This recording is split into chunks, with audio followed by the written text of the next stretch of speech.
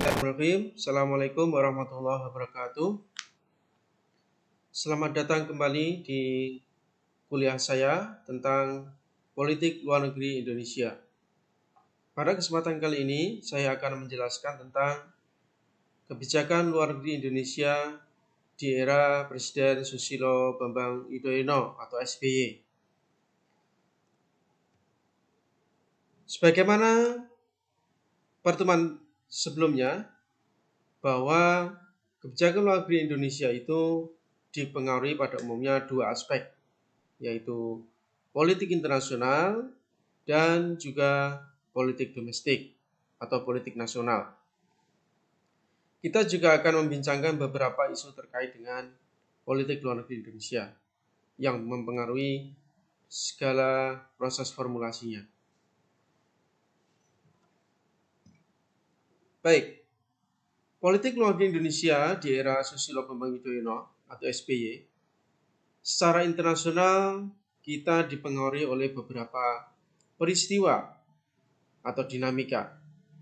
Yang pertama, sebagaimana Megawati, perang terhadap terorisme atau War on Terror itu juga masih berlangsung, karena bagaimanapun urusan Amerika di Irak, Afghanistan juga belum selesai, sehingga fokus Amerika terhadap ancaman terorisme masih terus berlangsung.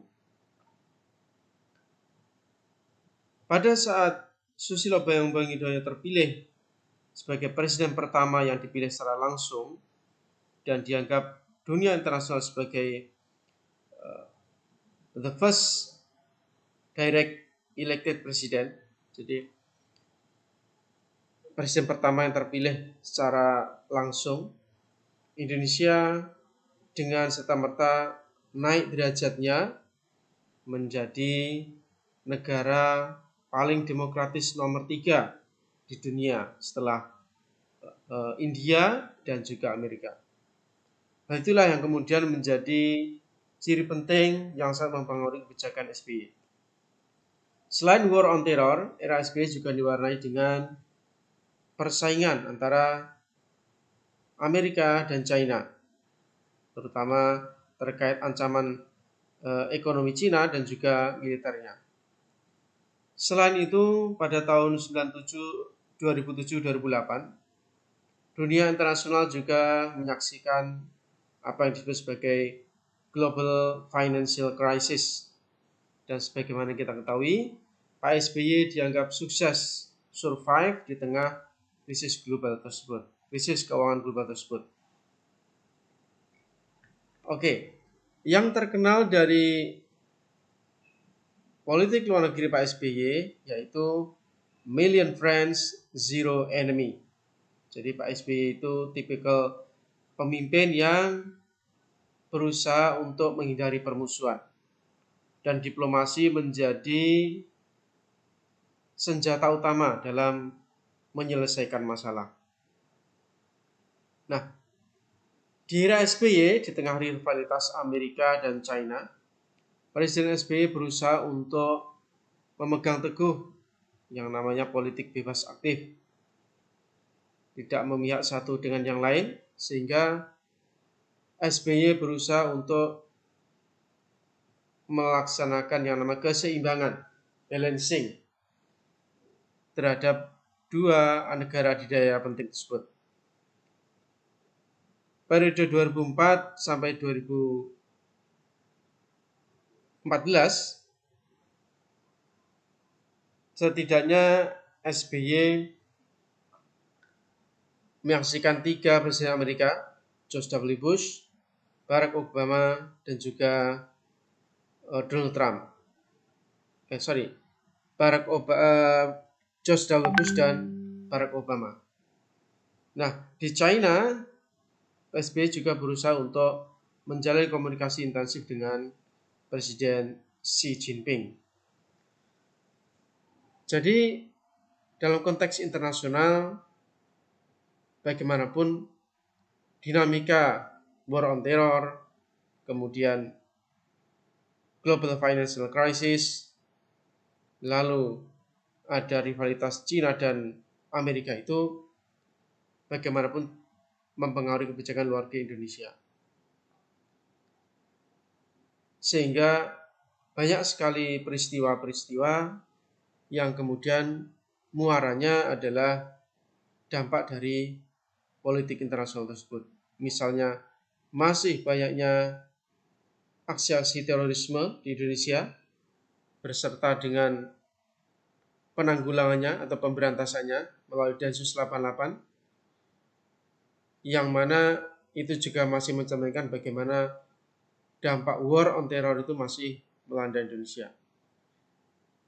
SBY juga sangat concern dengan yang namanya aspek demokrasi. Apa yang telah dicapai Indonesia itu menjadi senjata SBY untuk berdiplomasi dan juga meningkatkan citra Indonesia di mata internasional. Nah, bisa dikatakan di era SBY ini kebijakan luar negeri Indonesia, postur serta image Indonesia di dunia internasional meningkat secara drastis. Hal itu juga didukung oleh yang namanya tingkat ekonomi yang stabil, bahkan meningkat, bahkan sangat progresif.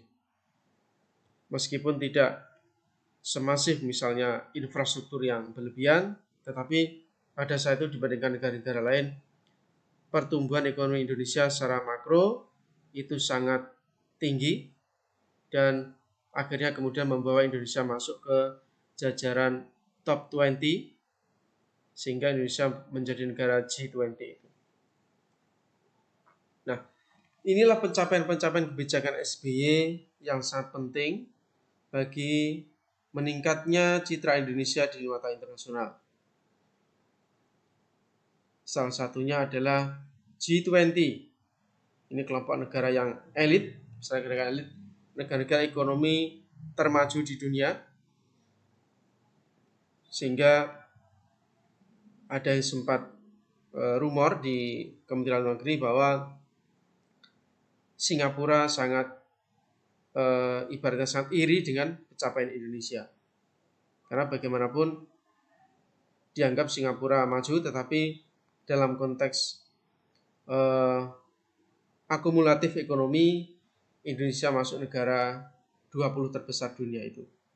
Selain ASEAN tentu saja, ASEAN Indonesia kembali diperhitungkan dengan di bawah kepemimpinan SBY, dan juga Bali Demokrasi Forum, yang mana ini menjadi senjata andalan Indonesia untuk meningkatkan lagi citra Indonesia sebagai negara demokrasi dan mampu untuk mengajarkan demokrasi terutama ke negara-negara yang belum demokratis. Selain Indonesia juga aktif di dalam developing aid di kalangan negara-negara berkembang yang kebetulan semua mayoritas Islam. Bangladesh, Mesir, Indonesia, Iran, Malaysia, Nigeria, Pakistan, dan Turki. Nah, bagaimanapun di era SBY mulai tahun 2004, setelah Megawati kalah dalam pemilu langsung pertama di Indonesia, ujian SBY yang pertama adalah tsunami di Aceh, yang mana menjadi sorotan internasional dan saat itu juga menjadi sarana bantuan-bantuan asing untuk masuk ke Indonesia. Meskipun berbagai kecurigaan, misalnya adanya kapal induk di dekat Aceh dan sebagainya, tetapi isu kemanusiaan menjadi narasi dominan pada waktu itu. Lalu keberhasilan SBY untuk melaksanakan yang namanya kesepakatan damai, terwujudnya kesepakatan damai antara Gerakan Aceh Merdeka dengan pemerintah Indonesia yang difasilitasi oleh Presiden Finlandia, Martti Ahtisaari. Kemudian terkait terorisme, pada waktu pemerintah SBY yang pertama terjadi pengeboman di JW Marriott Hotel dan juga Ritz-Carlton Hotel di beberapa waktu kemudian karena rencana kedatangan tim sepak bola Manchester United. Lalu ada konflik Ambalat 2004-2005 di awal pemerintah SBY juga untuk pertama kalinya Indonesia melakukan reaksi yang serius terhadap isu pencaplokan wilayah Ambalat terutama oleh Malaysia, sehingga di mana-mana terjadi demonstrasi mengganyang Malaysia, meskipun di saat yang sama Indonesia baru saja menaikkan harga minyak. Nah, itu analisis yang menarik. Selain Ambalat juga ada isu klaim produk budaya, misalnya lagu Rasa Sayangi, Tari Pendet, Reog Ponorogo, itu mewarnai kebijakan luar negeri di era SBY. Nah, saya kira demikian yang bisa saya sampaikan. Artinya bahwa kebijakan SBY dipengaruhi oleh faktor internasional dan faktor domestik. Demikian yang bisa saya sampaikan. Jika ada pertanyaan silakan langsung di komen atau email kepada saya langsung. Terima kasih. Wassalamualaikum warahmatullahi wabarakatuh.